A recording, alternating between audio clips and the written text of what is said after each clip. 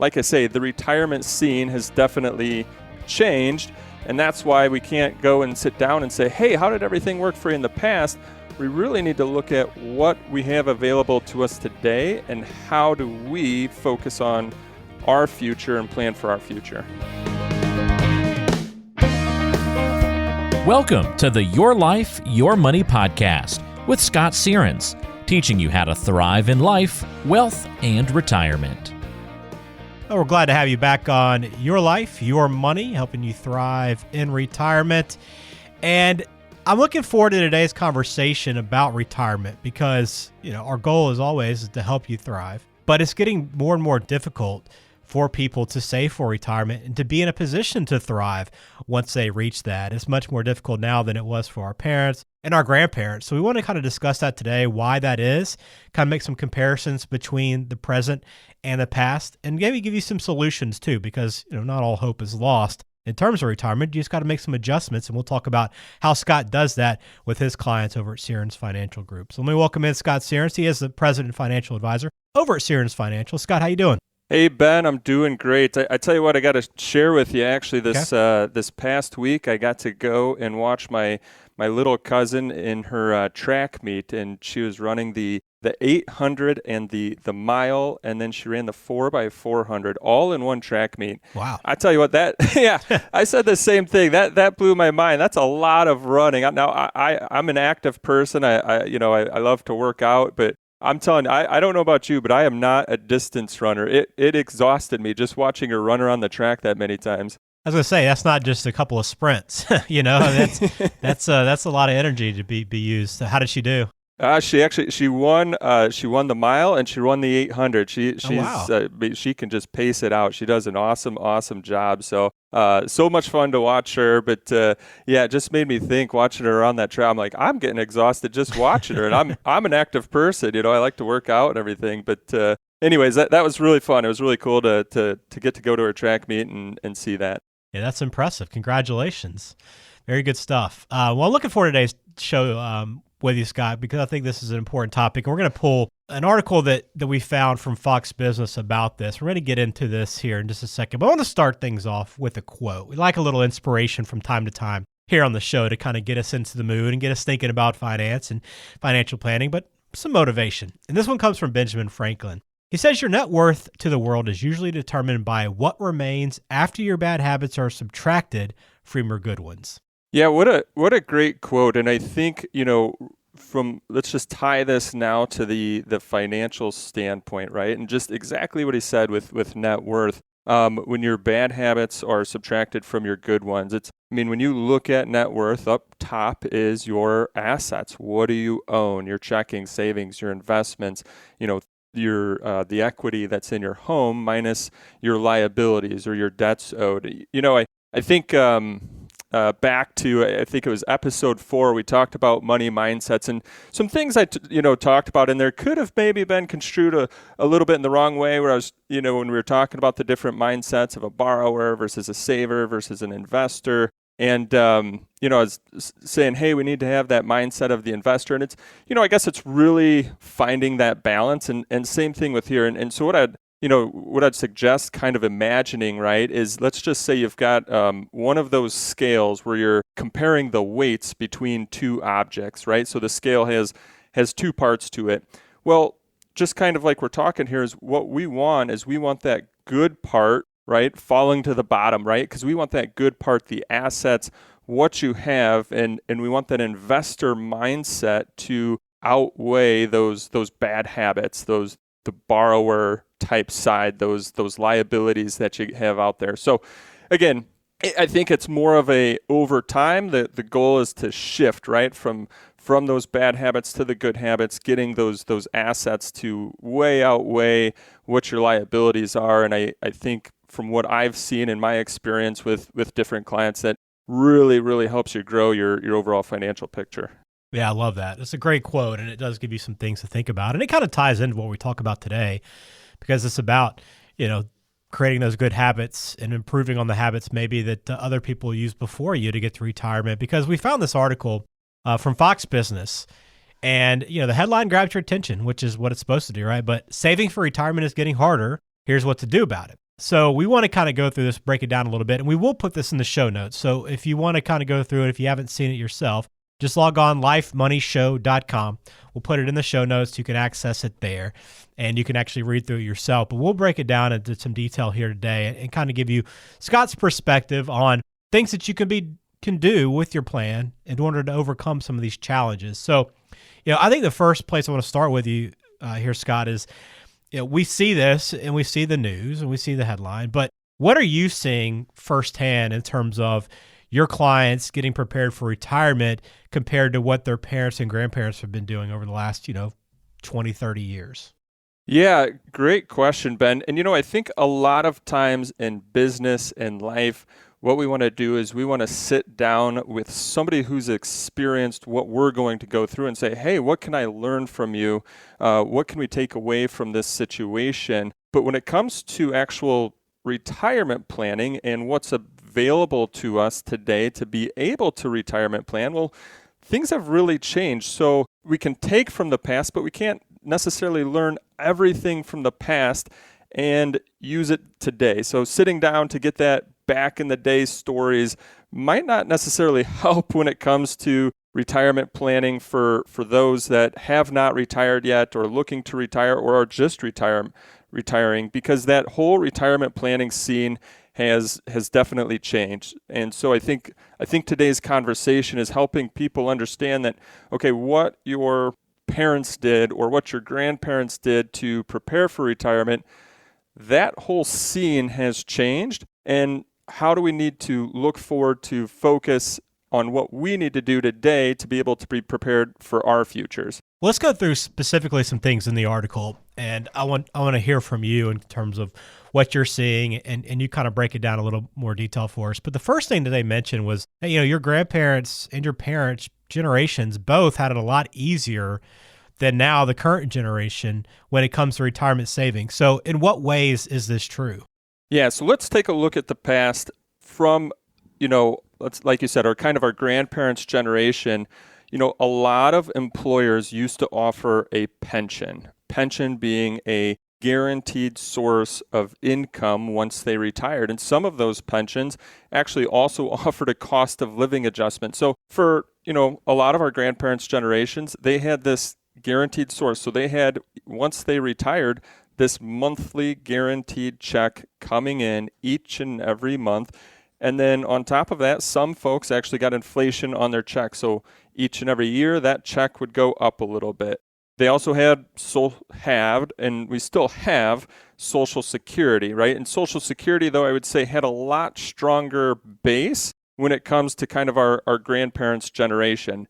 And then that kind of left retirement savings, investments, brokerage accounts, and I think back that, a lot of that was kind of more, hey, I bought a stock or a bond or a mutual fund, and there wasn't a lot of focus on, I'll say, retirement savings for kind of, let's call it our grandparents' generation. And so if you want to kind of think about it this way, think about a stool, right? A stool with 3 legs, and your retirement is sitting on top of it. Well, when it came to, again, that generation of years and years ago, that stool had 3 legs to it, and 2 of those legs were really strong guaranteed sources of income. One was a pension, the other was Social Security. And then that third leg, well, I call it kind of flexible, right? It wasn't paid attention to as much, it wasn't needed as much because of those first 2 legs, but then you had your retirement savings, and that was to kind of, still provide some supplemental income for when you wanted to do some things that may have fell outside of the pension or the Social Security. So again, time ago, years and years and years ago, that was kind of what that stool looked like. We had 2 really strong legs, the pension, the Social Security, and then that third leg, which was the retirement savings, but not as much attention paid to it. But like I say, the retirement scene has definitely changed, and that's why we can't go and sit down and say, hey, how did everything work for you in the past? We really need to look at what we have available to us today and how do we focus on our future and plan for our future. Well, let's look at how these, 3 legs of the stool compare today to the past. and just kind of give you a better sense of why things are changing, what's more difficult about it now than it was then. And let's start with the pensions, which, I think for most people, maybe if you're, very close to retirement or just entering retirement, maybe you've relied on the pension, but maybe as you get a little bit younger in age, I think you're just not going to see the pension quite as much, right? Yeah, you're totally right. A lot of folks that I meet with in my practice, I would say majority, 80% plus, do not have a pension where they work. And well, why is this? A lot of these pensions have fallen in favor because they're a lot riskier to the employer than what the 401k is. The pension payments are guaranteed. And so if the pension investments don't do well enough to cover those benefits that are owed, the employer has to pay the difference out of their own pocket. And with investments being very volatile lately, what I've seen is that actually a lot of employers are looking to buy out those pensions, meaning for those that did have that pension available to them, some employers are saying, hey, instead of the pension, what we'd rather give you right now is a lump sum payment. We really don't want to take the responsibility of the pension anymore. Or unfortunately, for some people, their pensions have just fallen apart. So like you said, one, it's really not offered for a whole lot of people anymore. And then for those people that do have pensions at your company, you have to take a look at how well is it funded and how long is it going to last?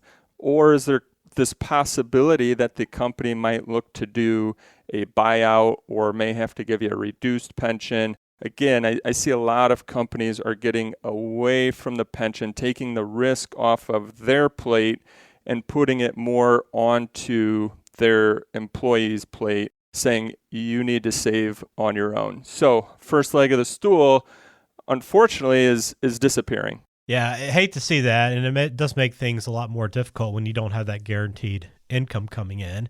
The next leg is Social Security. So to me, not having spent a lot of time looking into Social Security and how I'm going to claim my benefit, I still got a little time before I have to worry about that. I'm kind of curious on how this has changed over time. So the way that it's changed is just the actual funding of Social Security itself. And there's a lot of different articles out there in regards to when Social Security may run out or when Social Security may have to be reduced because part of the reserve funds for Social Security have ran out. Now, personally, I don't believe that Social Security is going to go away anytime soon. My thoughts is that, when it comes down to that time, Congress will finally take some sort of action to make sure that Social Security exists because it makes up a huge portion of, a lot of Americans' retirement income.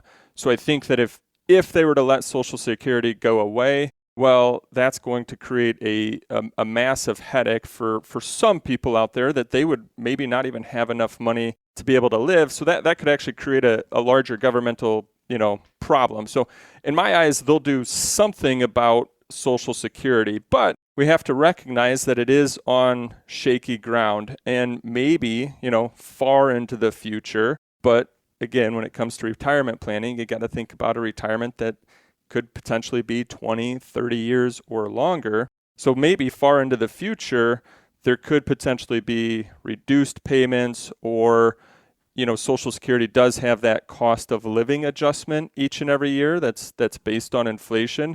And maybe what they would do is to say, okay, hey, to kind of save some money on Social Security, maybe what they'll do is change the laws to reduce that cost of living adjustment. And the other thing you just have to recognize too is that those cost of living adjustments, those typically don't necessarily keep up with inflation. So if you're just saying, hey, boy, Social Security is going to make up a huge chunk of my retirement income, and I will get a raise each and every year, those raises haven't necessarily always kept pace with inflation. And one of the reasons why is because not only does Social Security, do you get the cost of living adjustment on Social Security, but at the same time, typically your Medicare supplement cost, et cetera, those costs are going up too. So it's like, oh, hey, I just got the increase. Oh, but I'm giving it right back here in Medicare. So again, comparing, right, today versus back in the day, today I would say, hey, this is on shaky ground. This is something that could potentially change. How much it would change is unknown. Would it go away? I don't think it would necessarily go away. But in comparison to, years ago, 30 years ago, people were looking at Social Security going, yep, hey, it's there, it's funded. I've got no worries. I'm going to continue to get my Social Security check. So as we're going through that stool, right, the two strongest legs that we talked about for those that, were retiring 30 years ago, those two strongest legs, the pension, well, for most people, that has gone away. And then that second leg, Social Security, I would say it's going to be there, but at what rate or what amount, or is it, it's more, I'll call it a shaky leg than a sturdy leg until Congress and the government get something figured out there. Yeah, so I think just about everybody's stool is a little bit unbalanced right now. That is clear. And that puts a lot of pressure on that third leg too, right? I mean, retirement savings is where a lot of people now are having to focus much of their attention. You got it. So our third leg then, totally different from the past. That's why I said we can't really take from the past, but we have to understand the past. But we really have to say, okay, what do we have today and what's our focus going forward? And what we have today to be able to do is save on our own, utilizing those retirement savings accounts, whether that's your employer account of a 401k, 403b, or 457. If you're self-employed, you can save into, SEP accounts, SEP IRAs or simple IRAs. You can create your own individual 401k, or if you've maxed all of those out, you can still save outside of those into an IRA or a Roth IRA. All of these give us the ability to save for our retirement. Those accounts as well have some, also say, guidelines or rules to them that, are really focusing them on retirement, meaning usually, you can't make qualified withdrawals until you're age 59 and a half. So again, for those of us that are still saving for retirement, we're, maybe 10 years away plus, it's helping us say, hey, we're putting this money away and we really don't plan to touch it until later. So back to our point, right? The three legs, it really puts a lot of pressure on this third leg, and it puts a lot of pressure on us as individuals to make this third leg as sturdy as we possibly can. Well, that's already, this just hearing about the stool, comparison, you can tell it's already difficult enough now than it used to be, but there's actually other reasons why it's become harder to plan, right? It's not just these few things. There's other reasons on top of this. Yeah, so a couple of the other reasons that make it harder today to be able to plan for retirement. One is just longer life expectancies. If you look at any sort of statistics, the average life expectancies for couples, individuals, males, females, continues to rise. So what that means is that we have to continue to save more because we could potentially live longer. We need to make our, what we save, we need to make it last. And, we're also seeing longer life expectancies, and I think we'll continue to see longer life expectancies because of improved healthcare, improved medicines, improved technologies. And so I think it's something that you really need to keep in the back of your mind that, okay, just because, your mother or father passed away at a certain age, it's quite possible with all of the improvements that we continue to see in the world that you could potentially live longer. And, I hope a long, healthy life for everyone out there. But in order to be able to do so, you also need to have enough money saved up to help you live longer. And so I think that's why it also becomes a lot more difficult today versus in the past to save, because now we're saving into our own bucket of money, right? Those IRAs, 401ks, and we need to save more, which is kind of taken away from the pleasures of today, but we got to really think about that and focus on that to make sure that there will be enough for tomorrow. And then the second item is healthcare cost. And this is just one that I continue to see that healthcare costs continue to go up and up and up. And that one thing that I actually pulled out of the article here is that healthcare costs have risen 70% faster than the consumer price index. That's just, wow. Yeah, that's crazy, right? So, and healthcare can make up a huge portion of your overall retirement costs. So, it's really being prepared for those healthcare costs, not only just, what you might need from medications, but, what if you were to have a long-term care need? I was just visiting with a few clients and, unfortunately, they, need some support from a health standpoint. And now they have three different care people coming in throughout the day that they have, they have to pay each of those different care people. And so, healthcare can become really expensive. And that's, again, something that nobody else, Medicare does not cover those long-term care costs. I think that's a misconception. So it's something, again, that we need to plan for, we need to prepare for and be ready for, which, again, puts a lot more pressure on us as individuals or couples to be able to be ready for those retirement days. The whole point of this conversation is not to turn somebody off to retirement planning, right? I mean, it sounds like it's all doom and gloom. It's so difficult. Things are so much harder than they used to be. So let's provide some solutions, because there are solutions. And I think a lot of this conversations is to emphasize the importance of planning, right? Is to have a game plan on how to make up for some of these things that maybe your parents and grandparents relied on that you can't. So what can we do about it, Scott? Absolutely. I'm glad that you said that. We don't want this to be doom and gloom. What we want it to be is helpful. We want it to be motivational. We want it to be so that you can go and live that retirement that you want to live, and that lifestyle that you want to live, which is constantly finding that balance between, living life today and saving for that future. I think it's important to know why it's harder and why you can't just plan on, maybe what or how your parents or grandparents, how they were supported through their retirement. So what are some things that we can do about it? Well, I think the first and foremost is that we need to save money. As we talked about, that stool that's supporting our retirement had three legs to it. Unfortunately, one leg is pretty much gone away for most people. That second leg, Social Security, is we'll call it shaky, potentially. And so that puts just a lot of pressure on ourselves. And so we need to save money. And I know sometimes that can be difficult, right? Because we look at life today and we say, hey, I want to go on vacation, or I've got, to put food on the table, or I've got to do X, Y, Z. So it puts a lot of pressure on us, but I'm going to say, the most important part is just to get started. Just to get started, whether that's 5% a month from your check, 10% a month from your check, whatever that might be, just pick a number and get started. And what I've found is that a lot of folks, once they get started, they really figure out how to live their lifestyle on what's left, right? Because it's kind of that put it aside, forget about it, let it grow. We really then figure out how to live and do what we need to do on what's left. So get started, whether that's saving into your 401k, 403b, to your IRA, Roth IRA, or just, saving into a brokerage account, savings account, having your emergency fund there.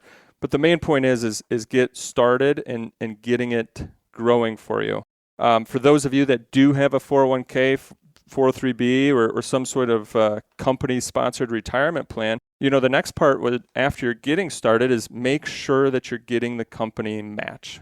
So often, Ben, I see that folks get started and they might be putting in 4% of their paycheck into the retirement, and their company says, hey, if you were to put in 6%, I would match all 6%.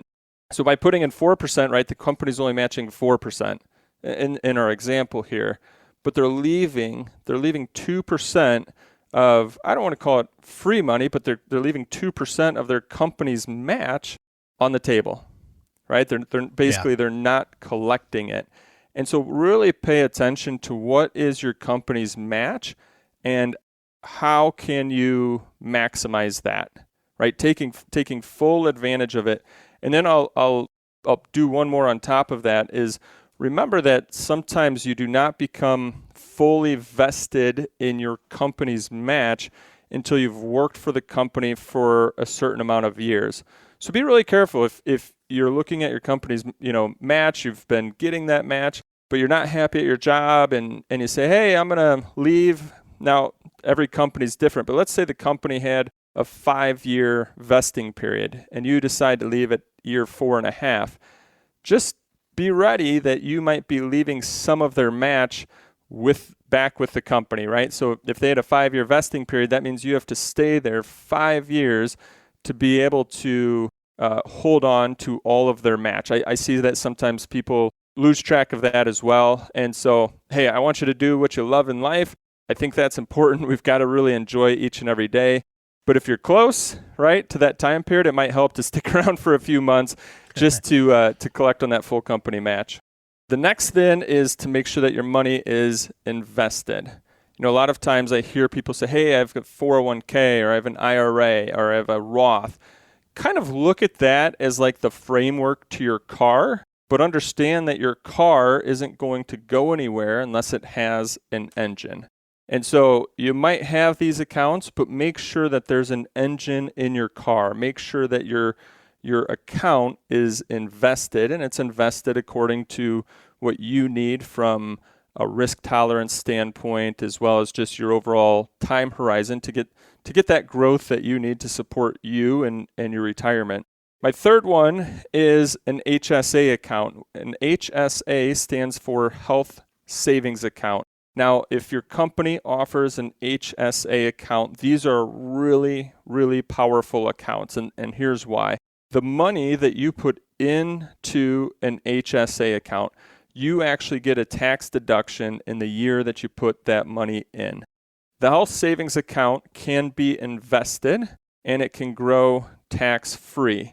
And now, as long as you use it for qualified medical withdrawals, that money can also be taken out tax-free. So think about this. If your company offers you the ability to put money into an HSA account and you're able to maximize that account throughout your career, and hey, if you need to tap into it for different medical expenses as you go, that's great.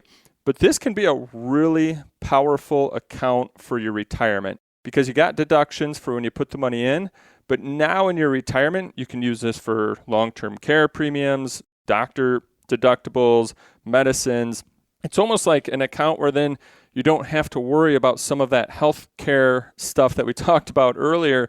You don't have to worry about going to your IRA and 401k for that. You can now go to this health savings account, take that money out tax-free, and pay for some of those qualified medical expenses. So that's number 3. I think that's a great account to save into if you've got that ability. Okay.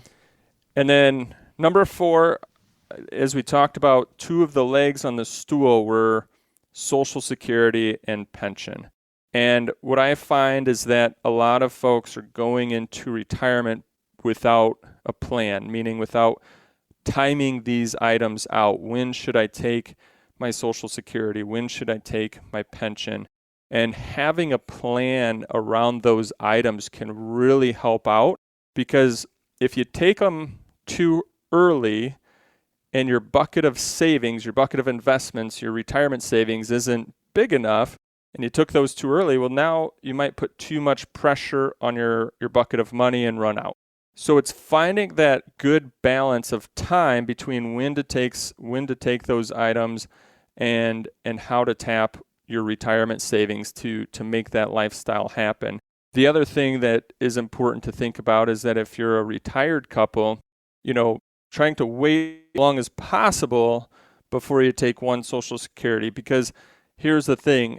Again, for married couples, if one spouse were to pass away, you only get to keep one of the 2 Social Securities. And if you're relying heavily on that, that can be a huge cut to that spouse that remains to be able to live their lifestyle.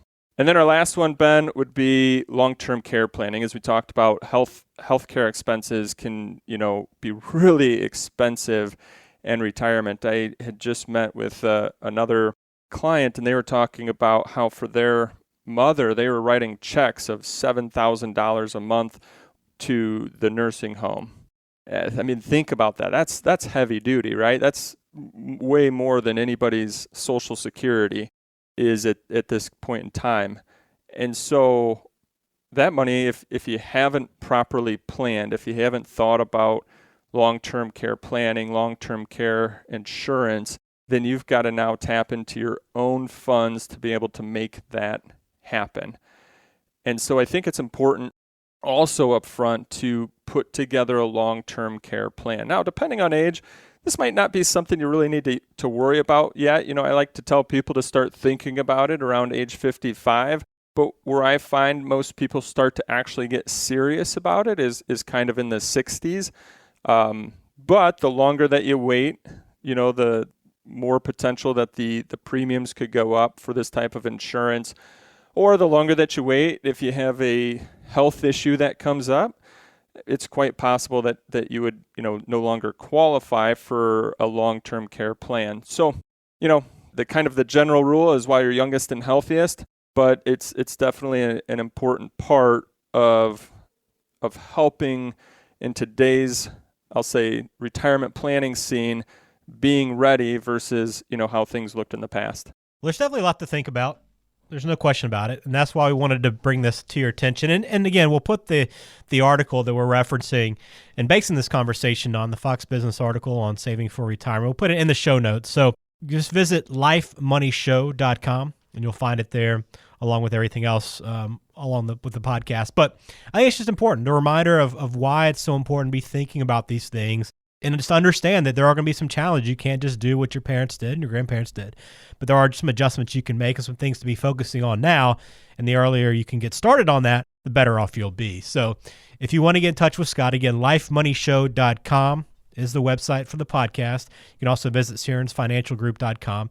Either way, get in touch with Scott if you want to have some conversations on where you stand, what you should be doing in terms of getting ready for retirement, because there's a lot to think about. And again, our goal today, Scott, is to educate and just help people just be more aware, not to say, hey, this is so difficult, you're going to struggle to get there. It's just, hey, there's some things you need to do, and then you'll be in shape for retirement. That's right. I think you hit a great point earlier, is we don't want people to walk away from the conversation frustrated. We want people to walk away with these action items that we talked about at the end, saying, okay, here's what I've got to be able to utilize, and I see that people have utilized them, and it's all possible, and that they can have and live a great retirement just taking the right actions up front. Absolutely. A couple other tools, though, too, for you to use. Scott's got a YouTube channel as well. We put the podcast there, but there's a lot of other great financial content on the podcast there, and you can check out the Retirement 360 Blueprint process. It's there on YouTube as well. All right, Scott, thanks for the time today. We will put this article up on the website, lifemoneyshow.com, and we'll look forward to talking to everyone again in a couple of weeks. Have a great day.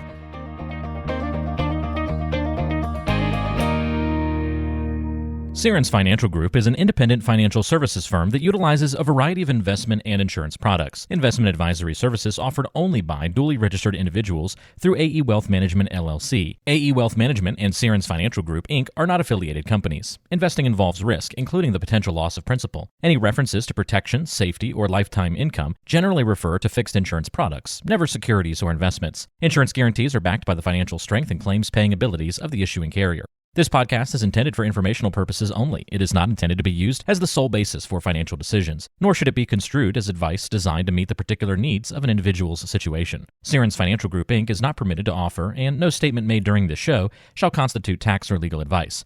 Our firm is not affiliated with or endorsed by the U.S. government or any governmental agency. The information and opinions contained herein, provided by third parties, have been obtained from sources believed to be reliable, but accuracy and completeness cannot be guaranteed by Sierens Financial Group, Inc.